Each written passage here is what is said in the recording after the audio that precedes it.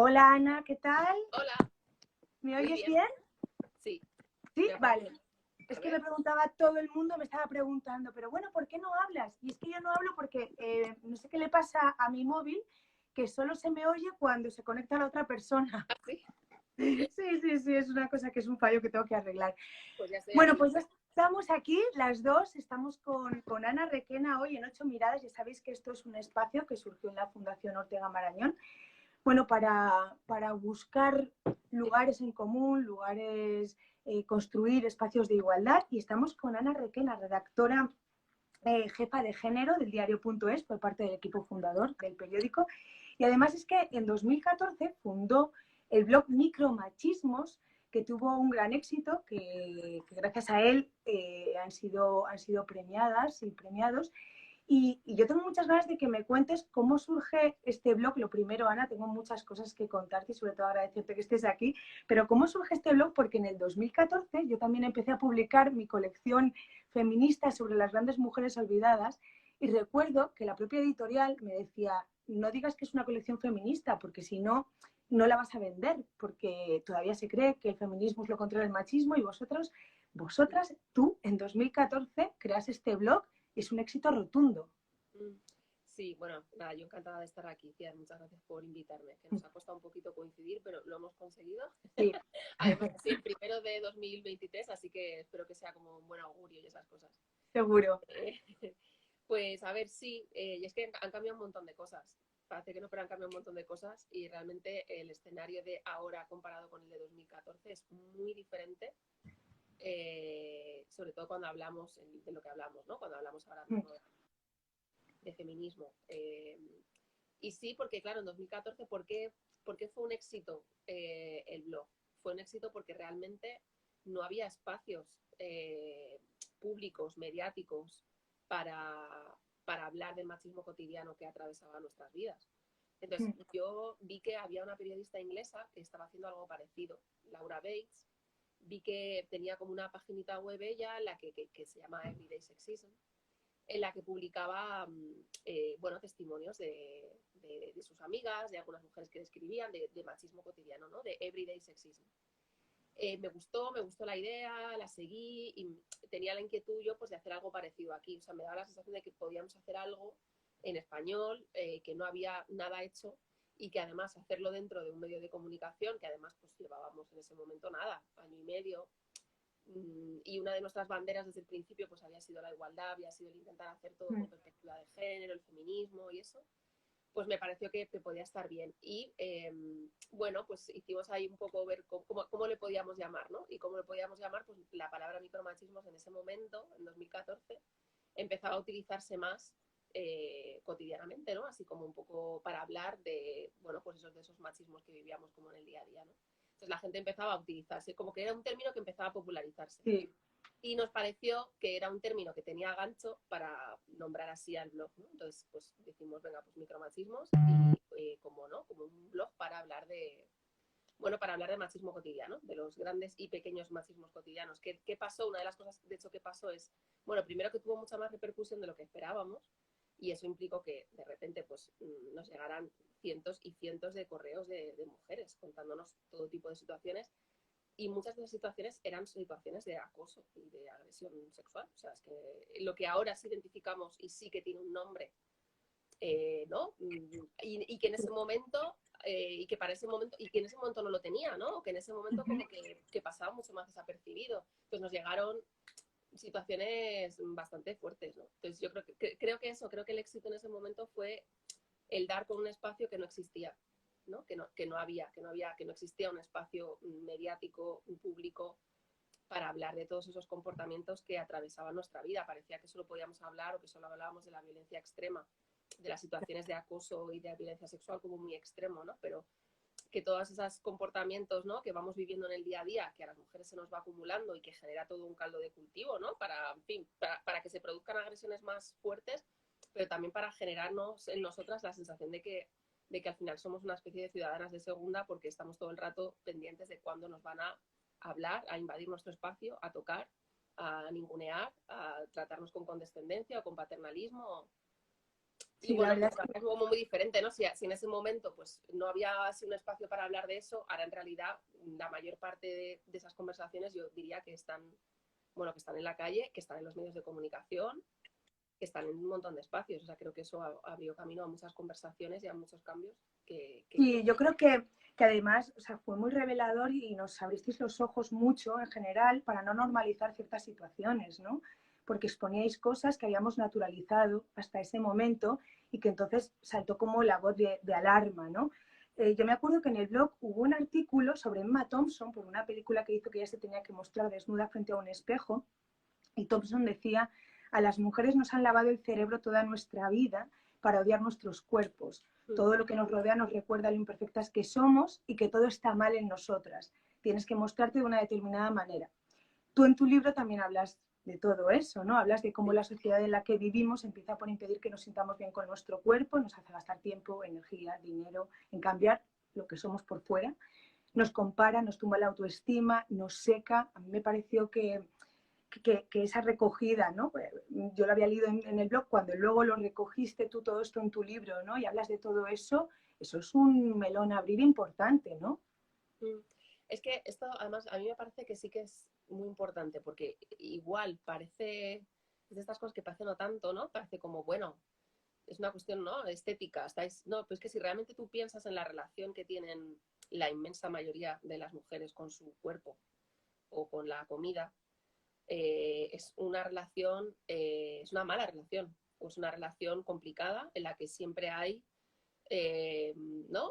Cosas que no te gustan, que te hacen sufrir, que te generan malestares muy grandes.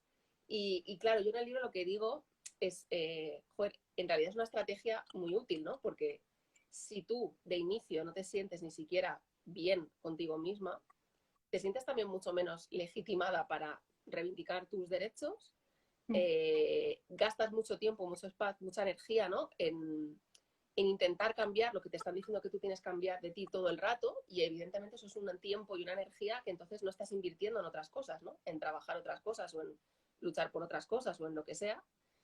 Y luego eso, o sea, es que yo pienso que, que, que tenernos en guerra, ¿no? Con nosotras mismas es realmente una estrategia patriarcal muy útil. Por eso, si nos tenemos en guerra, si nos tienen en guerra con nosotras mismas,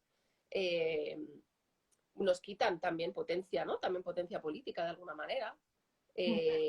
Nosotras nos creemos con menos derechos, con menos derecho también de reclamar lo que creemos que es justo. Creemos que lo que nos pasa también es menos importante. Entonces yo creo que tenemos que romper con esa sensación, ¿no? Saber que está unido, digamos, que todo está conectado en ese sentido. Sí, Y que también necesitamos un feminismo que hable de eso y que no considere que eso es un tema de segunda. ¿Qué pasa también en el feminismo? Pues que efectivamente la violencia es tan brutal y tremenda, ¿no? Que al final eclipsa otros temas, ¿no? O que parece que cuando hablamos de otros temas, pues parece que tienen que ser necesariamente menos importantes en una agenda feminista, porque pues eso, ¿no? Es una violencia abrumadora, pero yo creo que es un engaño pensar eso, ¿no? Pensar que solo hay ciertos temas de los que podemos hablar, que solo nos tenemos que encargar de la violencia, que los otros temas son una especie de temas secundarios que no son tan importantes, porque sí lo son, porque atraviesan nuestra vida, porque están con nosotras todo el rato y porque además tienen que ver también con la propia luego violencia que recibimos, ¿no? sí, me encanta cuando hablas, que es muy duro el capítulo en el que, bueno, sacando el tema de las niñas de Alcácer, hablas del discurso del terror sexual, ¿no? O sea, cómo eso fagocita de repente todos los temas que tienen que ver con el feminismo, porque claro, es que nos están matando. Y entonces digamos que es Sí, como prioritario, pero... a mí es que además me gustaba mucho, y la menciono mucho en el libro, menciono mucho a Luciana Pecker, pero menciono mucho a algunas feministas latinoamericanas, porque me gusta la manera en la que han conjugado todas las cosas, ¿no? O sea, me gusta la manera en la que han conjugado una lucha por una violencia que además allí es tremenda, brutal y con unos niveles de impunidad altísimos, con un feminismo también muy gozoso, con un feminismo que sí que además tiene una manera de reivindicar muchas veces divertida, creativa, contagiosa, que también contagia entonces a las nuevas generaciones, ¿no? Porque estás atrayendo al feminismo no solo desde lo que está mal, sino desde la posibilidad de mejorar tu vida y de, además mientras haciéndolo de una manera que también te da cosas, ¿no? Te da comunidad, te da amigas, te da risas también en algún momento, ¿no? Que no todo sea drama y terrible, porque todos los, si no es que es realmente insoportable, ¿no? Es decir, que sabemos lo que es vivir todo el rato la necesidad del drama, que es terrible. Pero bueno, a mí me gustó mucho, o sea, me pareció muy interesante, es que además el libro en el que esta investigadora Nerea Barjola publica Microfísica sexista del poder, que es un libro que recomiendo mucho. Microfísica sexista del poder es la revisión que ella hace del caso Alcácer con perspectiva de género. Y una de las conclusiones que saca Nerea Barjola es que el caso Alcácer sirvió como un disciplinamiento para las mujeres de las generaciones que en ese momento empezaban a ganar libertades y que de repente se vieron absolutamente atemorizadas y además estigmatizadas, porque en lugar del caso Alcácer servir para poner el foco en la violencia sexual, en la inseguridad en la que vivimos las mujeres, sirvió para atemorizar, ¿no? Sirvió para poner nuevos límites a esto es lo que pasa si vas con tus amigas de noche, esto es lo que pasa si haces autostop. De hecho, cuando se habla con mujeres que en esos momentos eran adolescentes o jóvenes, lo recuerdan con mucho temor, lo recuerdan realmente como algo que les marcó mucho. Bueno, yo lo recuerdo perfectamente, ¿eh? Y recuerdo eso, claro. Recuerdo no salir sola, no querer volver de fiesta, no querer ir de fiesta, no querer salir, que es la cosa esta, ¿no? Como claro. Ahora te echan droga y entonces no quieres ir porque no quieres, o sea, que claro, estamos otra vez. Sí, esto es a mí un poco lo que me preocupa de lo que pasó el año pasado con el tema de los pinchazos y la sumisión química, ¿no? Es decir, yo creo que no se trata de que no debemos hablar de la violencia sexual, o sea, la violencia sexual no puede volver al armario, estamos de acuerdo, tenemos que hablar, tenemos que seguir, tiene que seguir aflorando y mucho más de lo que lo ha hecho, porque sabemos que aflora una parte muy pequeña. Pero sí tenemos, creo, que estar atentas a la manera en la que lo contamos, a la manera en la que enfocamos esa violencia sexual y también a que no sea el único tema que está en nuestra agenda, ¿no? Que claro. Lo combinemos con otros temas. Si de repente, ¿no? Hay unos pinchazos en España y estamos, ¿no? De repente hubo una ola brutal de alerta, que parecía que, bueno, es que yo también tuve miedo, ¿no? Parece que ibas a ir a un bar y te iba a pasar. Sí, totalmente. Y cuando tú ibas a la información, primero, no había información de que esos pinchazos contuvieran, por ejemplo, sustancias. De hecho, se comprobó que la mayoría no tenían sustancia alguna. Es decir, que parece que sí que podría ser una estrategia como del terror o para asustar, pero no tanto a lo mejor como para drogar.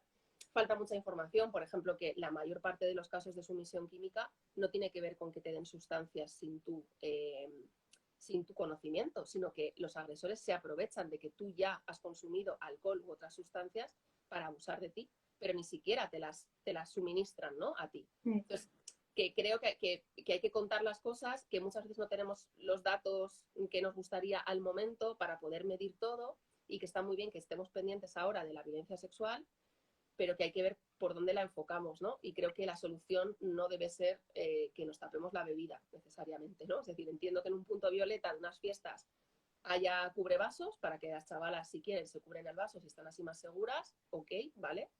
Pero no podemos otra vez hacer un discurso en el que seamos nosotras las que estemos protegiéndonos todo el rato, ¿no? Las que tenemos que... Antes era, ten cuidado, no vayas de noche sola, y ahora es, oye, y además cuidado con la copa, ¿no? Entonces, como que seguimos poniendo el peso en nosotras, el peso en nosotras, el peso en nosotras. Y eso es muy agotador y tiene muchos costes para nosotras. O sea, es que realmente coarta nuestra libertad. Totalmente. Hay una parte, bueno, que además también se enlaza con tu libro. Es verdad que ahora, cuando tú escribiste el libro, todavía no estaba aprobada la ley del solo sí es sí. Y es verdad que por fin nuestro país reconoce por ley que el consentimiento es lo que tiene que estar en el centro de todas nuestras relaciones sexuales y también afortunadamente elimina otra vez la diferencia entre abuso y agresión. No vamos a hablar de las partes negativas de las que todo el mundo habla de la ley porque creo que hay mucho más positivo que negativo.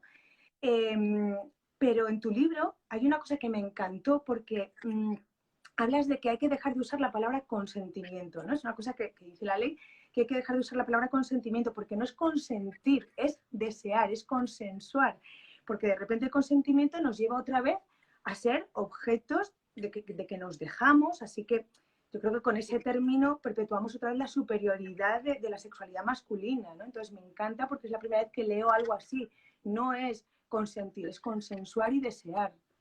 Yo creo que el consentimiento puede ser una palabra que sea útil, ¿no? A nivel jurídico, legal, que entiendo que tiene un sentido, que puede tenerlo en ese contexto. pero que no debe ser el término ¿no? más frecuente, normal, para hablar de lo que queremos o para hablar del sexo y de nuestra sexualidad. Creo que ahí es donde sí que tenemos que incluir otros verbos, porque efectivamente el verbo consentir tiene esa connotación de que alguien se deja hacer algo, ¿no? Como si tú no fueras también sujeto en lo que estás haciendo, ¿no? A lo mejor lo que quieres es dejarte, pero ya estás siendo tú sujeto de esa acción, ¿no? Tú estás tomando una decisión. Y Eso es. ¿no? en tanto cuando tú estás tomando una decisión sobre lo que quieres hacer o no quieres hacer, tú ya estás decidiendo y estás siendo sujeto de lo que está pasando, ¿no? Con lo cual, creo que hay que reconocer eso y no seguir utilizando un verbo en nuestro día a día que creo que tiene esa connotación de los objetos que se dejan hacer por los que son sujetos. Y que está bien que hablemos de lo que deseamos, de lo que no, que problematicemos ese deseo, pero que también lo vivamos, que nos dejemos explorarlo, que lo hablemos, que tengamos conversaciones un poco, ¿no? Sin tanto tabú y pudor de que parece que es algo que no es tan importante, y que hablemos de desear, de consensuar, que hablemos de voluntad, ¿no? Es decir, hay cosas que a lo mejor no deseas, pero que haces porque, ¿no? Pero sí lo haces implicando tu voluntad, ¿no? Por ejemplo, también. Entonces, creo que es a eso, ¿no? O creo que tenemos que ir más como hacia ahí, ¿no? Hacia hablar de lo que sí queremos, de lo que deseamos y a reivindicar que deseamos, ¿no? Que deseamos muchas cosas. Totalmente. El deseo Y yo puede creo ser que muy plural, muy diverso, y que lo que queremos es ser consideradas sujetos de deseo, no solo objetos de deseo. ese es un poco el meollo de tu libro, que a mí me fascina, Feminismo Vibrante, ya lo he recomendado antes por redes. De verdad, creo que es un libro imperdible. Y hablas de que las mujeres llegamos tarde a nuestros cuerpos, ¿no? O sea, para empezar con la masturbación, los hombres se masturban mucho antes. Creo que nuestras hijas ya han empezado a cambiar esto, ¿no? Porque también nosotras como que les hablamos de la masturbación, pero yo en mi caso llegué muy tarde a todo eso, como muchas, ¿no? Y hablabas eso de que si no nos masturbamos, nuestro cuerpo es un desconocido y es imposible querer y cuidar a alguien que es un desconocido. Y me encanta, no sé si te apetece o no, o es spoiler, contar cómo surge tu libro, porque a mí es una anécdota que me fascina, la de la maleta. Creo que contando esta anécdota todas mis amigas han comprado tu libro, porque solo dije, solo voy a Sí, contar la anécdota de cómo empieza y luego ya os lo compráis. Y sí, también lo he regalado mucho. bueno, sí, surge porque me pasa lo que me cuento en el primer capítulo del libro, en la maleta, y me pasó de verdad, porque la gente muchas veces me lo pregunta, ¿pero te pasó de verdad? Es como, sí, me pasó de verdad. Es buenísimo. Nada, decidí irme de viaje, además también como el contexto, ¿no? O sea, es la anécdota, para mí fue la anécdota en el contexto, que era un viaje que hice yo sola, ¿no? A mi bola, para disfrutar en una ciudad que a mí me apetecía ir, el tiempo que a mí me apetecía ir y que la dediqué a disfrutar, ¿no? Y me fui a París y de vuelta, ese viaje ahí estupendo en el que lo gocé muchísimo. Nada, facturé y estaba esperando a que me dieran mi maleta y la maleta no salía, no salía. Y dijeron, ¿no? Por ahí, oye, está pasando algo, parece que están revisando el equipaje, que hay una maleta, no sé qué. Y de verdad fue como lo cuento en plan de que de repente se me encendió como una bombilla y dije, madre mía. Y dije, ¿será esto? Dije, no, digo, a ver si va a ser, a ver si es que llevo el vibrador y tal. Y era el vibrador que se había disparado, lo llevaba, no sé, ahí ¿no? ¿Cómo se dice? La bolsita esta bueno, con las cosas, pues que se había disparado. Entonces yo ahí dije, ya verás que va a ser, va a ser. Y cuando salió la cinta, metieron mi maleta, una maleta estupenda, vibrante. Y yo, claro, o sea, primero se había generado mucha expectación porque la gente estaba muy cabreada porque tardaron igual hora y media en darnos el equipaje. La gente eso estaba como expectante en plan que había pasado. De repente me dan mi maleta, sale una maleta morada enorme vibrando que parecía aquello, yo qué sé. Y yo recogí mi maleta entre que me reía, ¿no? Que me hacía que la situación, pero también sentí vergüenza, ¿no? Sentí pudor. Claro. Mientras yo misma también me digo, joder, ¿por qué no? No he hecho nada malo, no es nada malo, no tengo por qué avergonzarme de esto. ¿Por qué? ¿No? Entonces me dio pie a pensar, ¿por qué? Porque a mí me ha dado vergüenza esto, ¿no? Porque Claro, me y da ahí, algo que no hace malo a nadie y que no tal, y sin embargo reconozco que me da pudor, ¿no? Entonces, ese conflicto que yo creo que tenemos todas todo el rato entre todo el trabajo también, ¿no? Todo el trabajo que llevas hecho, ¿no? Feminista y todas, pero bueno, pues que eso no te quita para nada seguir lidiando todo el rato con contradicciones, con dilemas, con vergüenzas y con culpas, ¿no? Y esta fue pues una situación más en la que a mí me surgió eso, ¿no? Y bueno, fue como el disparador del feminismo vibrante, claro. Claro, y ahí abrimos otro melón, que lo abres tú en el libro, el tema de las madres que parece que no podemos gozar ni ser deseadas, y creo que también te pasó que en una manifestación viste una pancarta, no Sí. sé si relacionadas con las MILF o qué, que sorpresa, ¿no? Ha sido madre y sigue siendo deseable, ¿no? Como es increíble cómo se sigue estereotipando la maternidad y la separamos completamente de la sexualidad. Claro, es que es como, ¿no? Es un estereotipo patriarcal como por excelencia, el de la madre, ¿no? Y claro, ese estereotipo patriarcal de la madre se opone totalmente al otro estereotipo más típico del patriarcado, que es el de la zorra, la puta, ¿no? Claro. Entonces, claro, esa dicotomía un poco pues hace que esos dos conceptos estén totalmente alejados, y entonces la madre se construye sobre esa idea de entrega, abnegación, del dar al otro todo el rato, ¿no? De que parece que la maternidad hace necesariamente a que esta mujer esté satisfecha ya con su vida en general, porque ya ha sido madre, porque tiene a su hija, a su hijo, ¿no? Y entonces elimina esa categoría de madre de la categoría de mujer que desea y que puede ser deseada y que tiene sexo y que quiere tenerlo. O sea, nos han separado, ¿no? Esos conceptos totalmente. Cuando vi esa pancarta en un 8M, al principio me hizo gracia, ¿no? La pancarta decía, quiero pilas para mi vibrador y no para mi reloj biológico o algo así, ¿no? O quiero poner las pilas a mi vibrador y no tal. Y a mí, en un principio me hizo gracia, pero enseguida como que algo me chocó, ¿no? Y dije, joder, entiendo la intención, ¿no? De esa pancarta, que creo que es atacar también un concepto muy manido y que ha servido, ¿no? Ha servido mucho para también, bueno, ¿no? Para, en fin, esencializar a las mujeres, como que necesariamente parece que hay un reloj biológico que se dispara en un momento dado necesariamente, que te hace desear, bueno.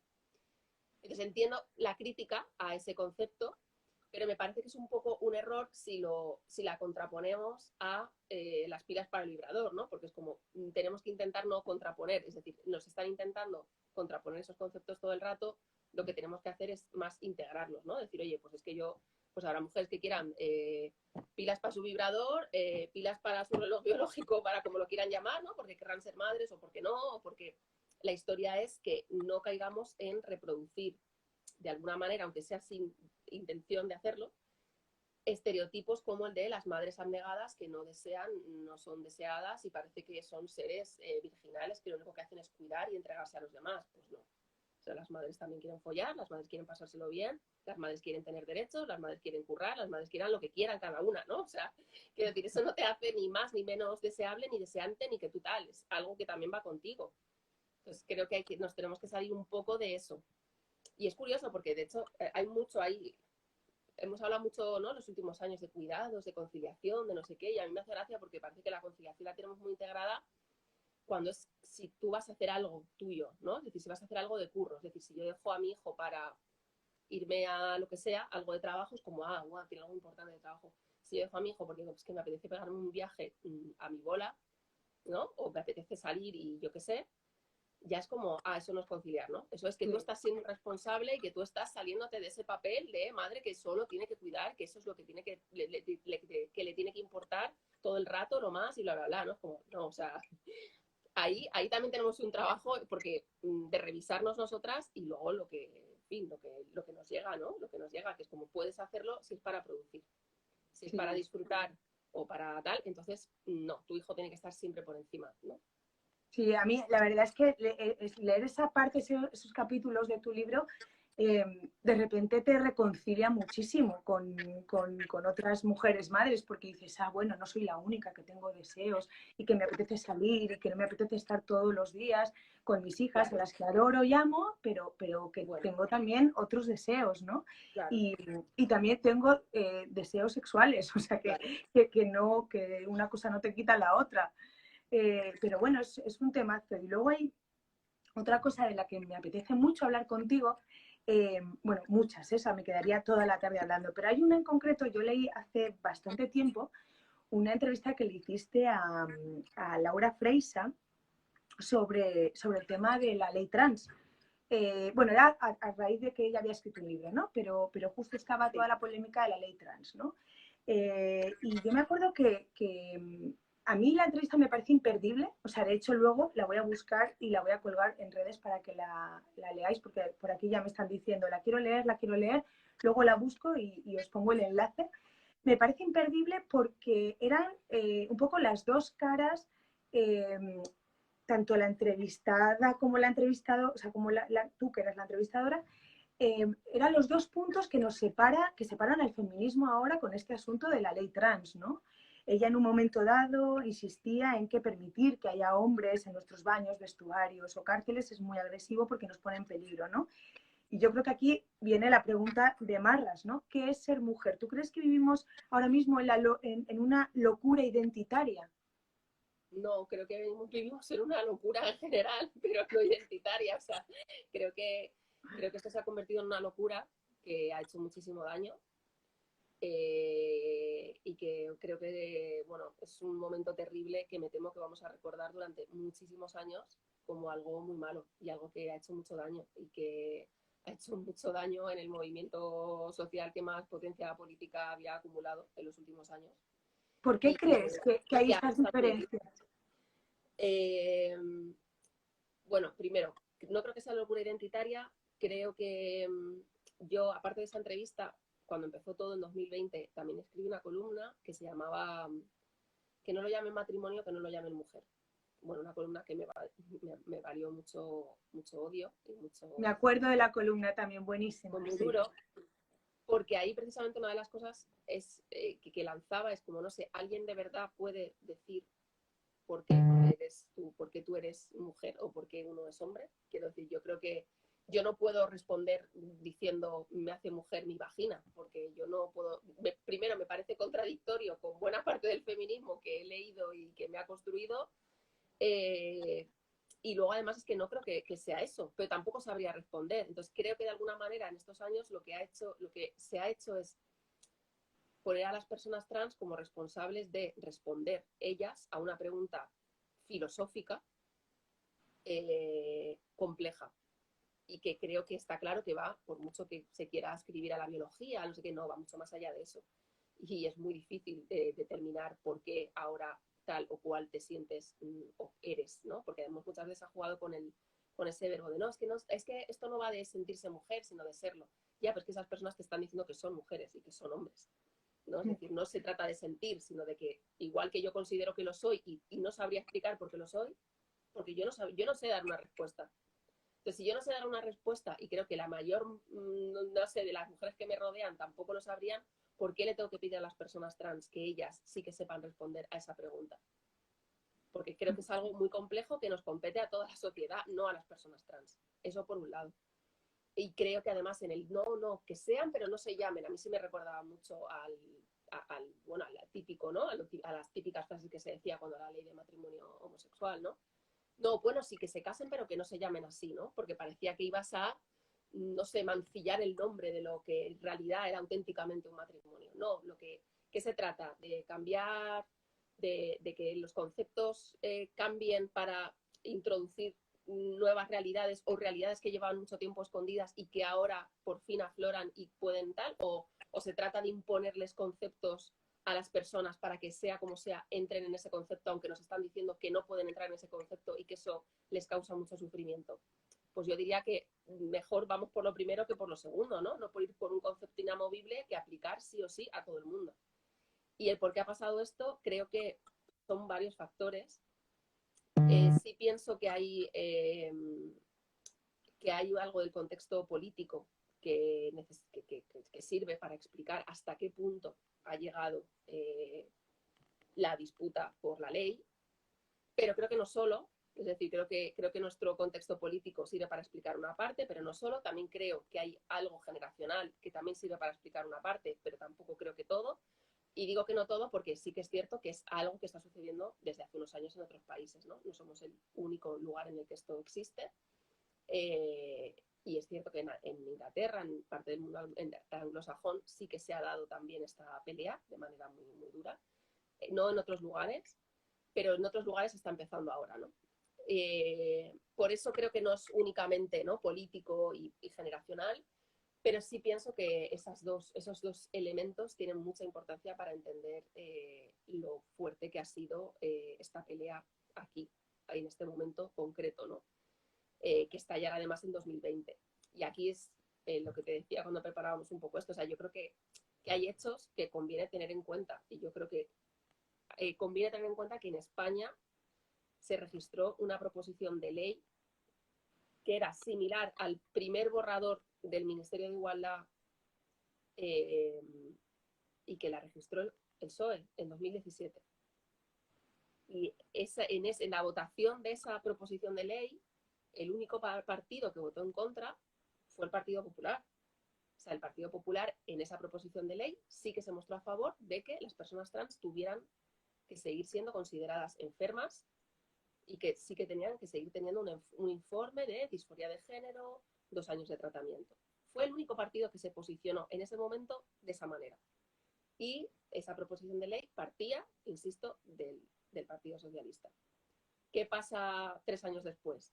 Bueno, pues pasa que el feminismo ha ganado un capital político enorme, tiene un foco enorme y ha conseguido pues ser como, ¿no?, una de las patas un poco que vertebran la sociedad.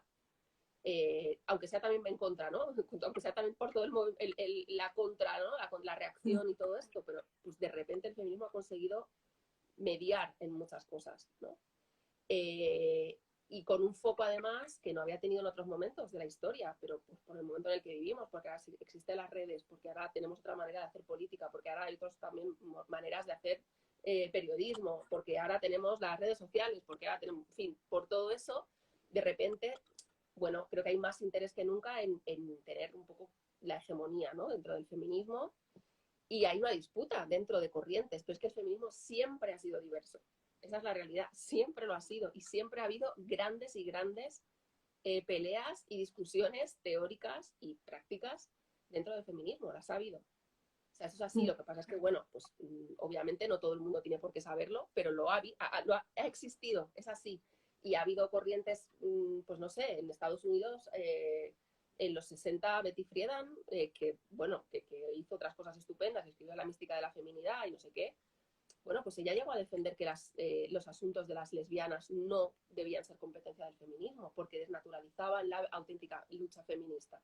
O sea, por poner un ejemplo, es decir, que esas disputas se han vivido, porque hay diferentes maneras de entender el feminismo. Eso es así, desde diferentes lugares, con, no sé, ¿no?, diferentes lupas. Y en este momento dado, ¿no?, en el que vivimos, pues creo que ha habido un choque enorme entre varias formas de ver el feminismo. Y es una de esas formas, pues además ha visto cómo perdía poder. Perdía poder porque de repente llegaban otras corrientes que lo ganaban porque ya no necesitaban estar en determinados espacios para tenerlo, porque de repente eran escuchadas en las redes, porque de repente tenían otros canales para llegar a otra gente. Y bueno, y hay también una disputa política evidente, ¿no? Hay gente a la que claramente le sentó mal y le hizo mal que el Ministerio de Igualdad cayera del lado de Unidas Podemos y que trató muy desde el inicio de, bueno, boicotear determinadas acciones, ¿no? Y diciendo esto no digo que probablemente, o sea, no quiere decir que no, entonces todo está bien y entonces no parece que no podemos criticar lo que hace el Ministerio. No, sí está absolutamente criticable, ¿no? Y de hecho, o sea, creo que un proyecto de ley, por supuesto, o un borrador, es totalmente criticable, ¿no? Este es cuando tú ya desde el principio, antes de que incluso de que hubiera un borrador, ya empiezas a difundir ideas sobre todo lo que van a hacer y todos los peligros y todo. Que no haya hombres en nuestros cuartos de baño y en nuestros gimnasios y en nuestros no sé qué cosas. Bueno, primero, eso implica 2 cosas. Una, que consideras a las personas trans, consideras a las mujeres trans hombres. Eso es lo primero, ¿no? Pues si ese es tu concepto, ¿no? Es decir, si tú consideras que las mujeres trans no son mujeres y son hombres, bueno, cada cual que se posicione ahí donde considere. Pero es que además eso ya está pasando. Es decir, es que ya hay instrucciones desde hace mucho más tiempo en la que, por supuesto que hay mujeres trans en los baños de mujeres, hombres trans en los baños de hombres y en los vestuarios, porque la ley que teníamos seguía y sigue funcionando y eso es así. Entonces, o las instrucciones, por ejemplo, en las cárceles para que las personas trans fueran a la unidad de su sexo sentido. Eso ya estaba en marcha. Quiero decir, eso no es nuevo de la ley, no es algo que se vaya a poner en marcha ahora, es algo que ya vivimos porque tenemos una ley que así lo reconocía. Entonces, creo que también hay mucha confusión y mucho interés por poner todo, no sé, bueno, pero bueno, son diferentes formas de verlo. Yo me parece muy preocupante, generar esta disputa en la que parece que lo LGTBI es diferente a lo feminismo y entonces el feminismo nos están, ¿no? Nos están robando nuestra agenda porque eso no forma parte de la agenda y nos están robando espacios. No, o sea, creo que la lucha es conjunta, necesariamente conjunta. Y es que además es conjunta porque contra lo que luchamos es lo mismo, es el patriarcado, que es así. O sea, las personas disidentes de género a lo que se enfrentan es al patriarcado. Claro. Es que al final la pelea real está justamente en desmontar esa estructura que sostiene que sostiene las desigualdades entre los sexos, ¿no? O sea, si realmente se desmonta eso y no hay desigualdad, no estaríamos hablando de esto. Pues sí, entonces yo creo que la pelea tiene que ser unida y creo que no generar esta división necesaria, que parece que eso, que ellos van por un lado, el feminismo en realidad es por otro, y estamos, bueno, no sé, es que hay tantos además argumentos que se están utilizando, evidentemente la categoría género, que es, bueno, pues que el género es opresión. Pues el género, así, ¿no? El género en singular, hay una acepción de género que siempre hemos entendido como efectivamente una construcción cultural que se añade a los sexos, ¿no? Y que genera esta desigualdad, ¿no? Y que genera, y que es la, digamos, la categoría que permite jerarquizar entre hombres y mujeres, generar todas esas desigualdades. En ese sentido es opresión, es opresión.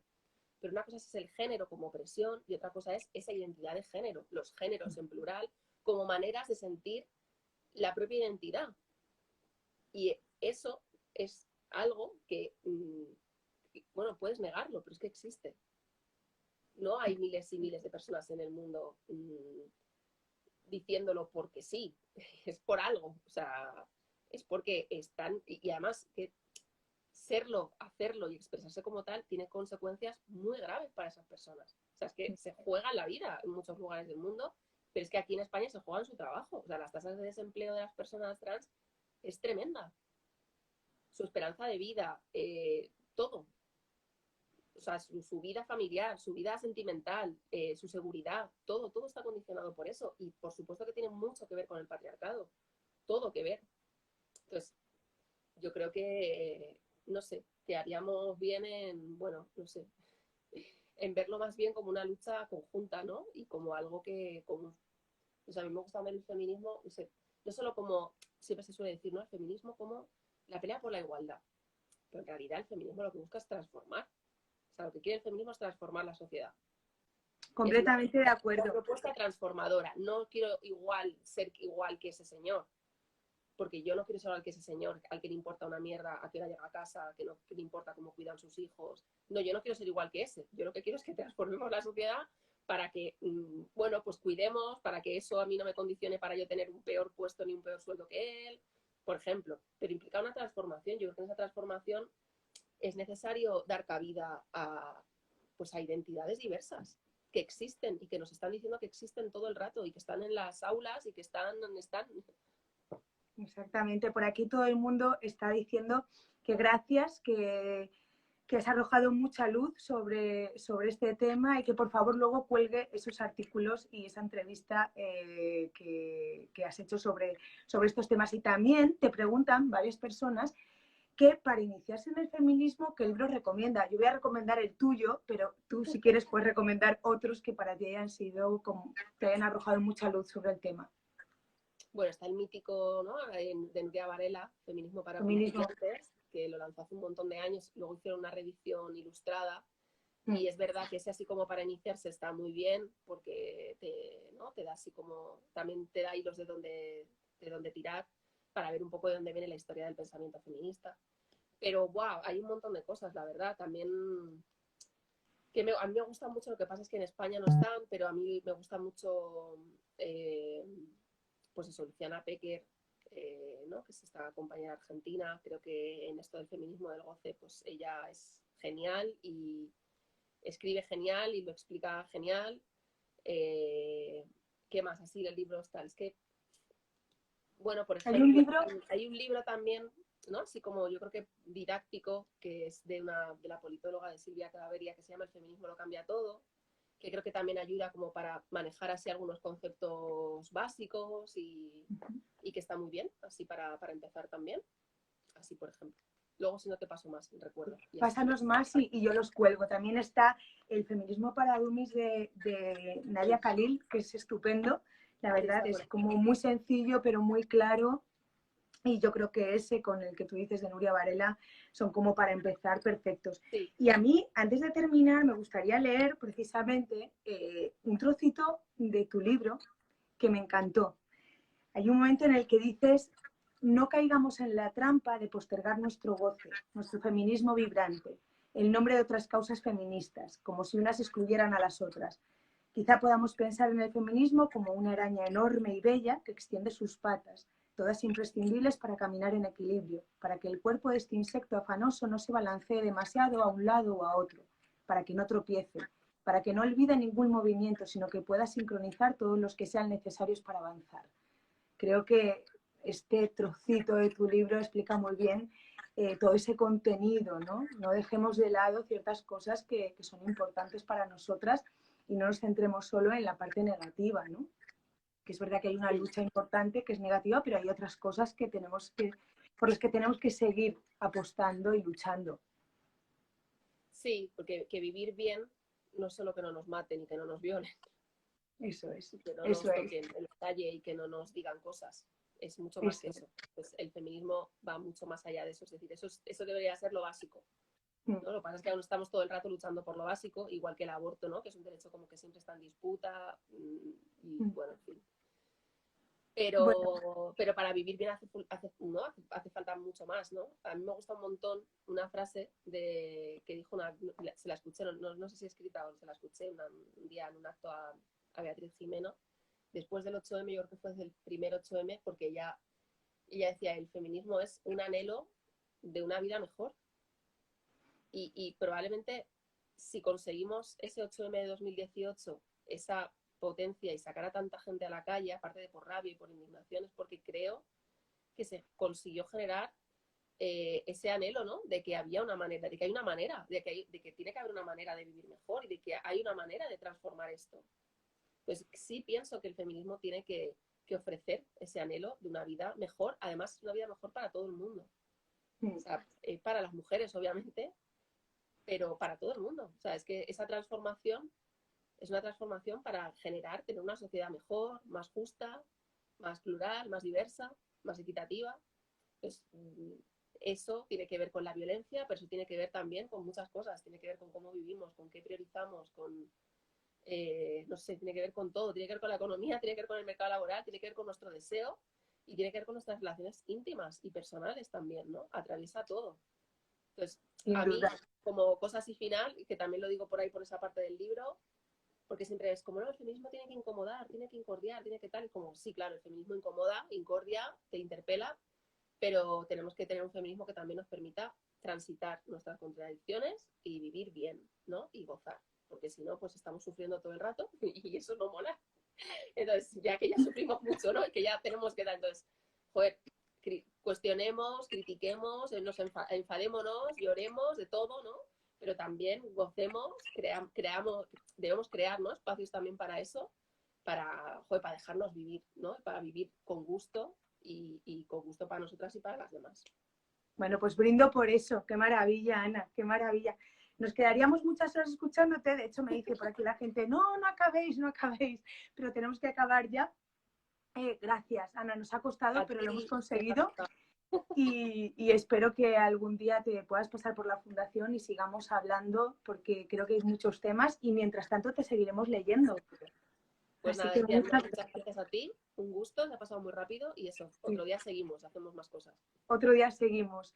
Un beso a todos y ahora yo en un ratito por redes estoy poniendo eso, todas las cosas, libritos, los artículos, los enlaces al blog de micromachismos y todo, lo voy a poner hoy en redes para que lo sigáis. Un lujazo escuchar hablar a Ana Requena, dicen, pues con eso, un lujazo, yo también lo digo. Un beso, Ana, gracias. Adiós, Lucía, gracias. Adiós.